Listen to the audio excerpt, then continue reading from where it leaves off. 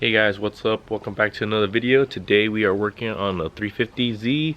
We're gonna finally replace these shocks because I've been using this to prop up the trunk when I need to use it, and it's kind of inconvenient because sometimes I would probably almost die because this stick will lose leverage and then it will just almost fall on me. So let's get started in replacing these. Alright, so first we need to remove these two bolts, which is a 10mm, and there's one more up here which is a 12mm. So let's get started.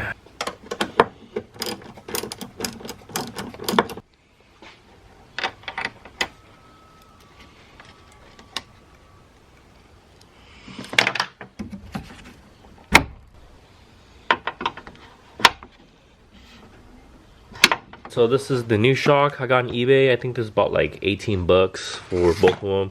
And this one is actually the original one.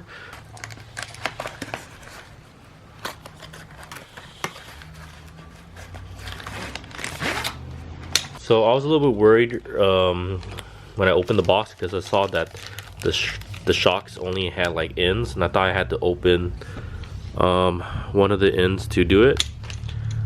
Because it didn't have like these here, but luckily at the end of the package I do have them. So cool. And look who decides to come by to have some fun. It's Bernie. Okay, to install this is a little different from the OEM one. So first I'm gonna install this little bracket first, and then we'll move on to the next step. And just a little quick, this is a side comparison from the OEM one and the aftermarket one. It appears that the OEM one's a little more thicker, and then the aftermarket from eBay. So hopefully it'll keep the trunk open or stay open or up. All right, next I'm gonna install this in here. So this thing has like a little clip. You just want to push it this way, like that, and then just pull the pin out. Then we're gonna just put this inwards like this, and then we're gonna put the pin in.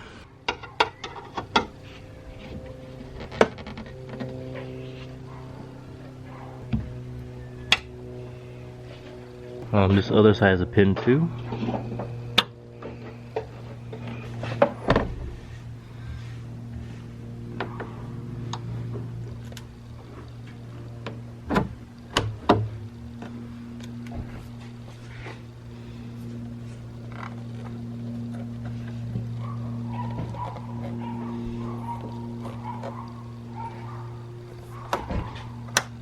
Alright, so both are in and it's holding the trunk.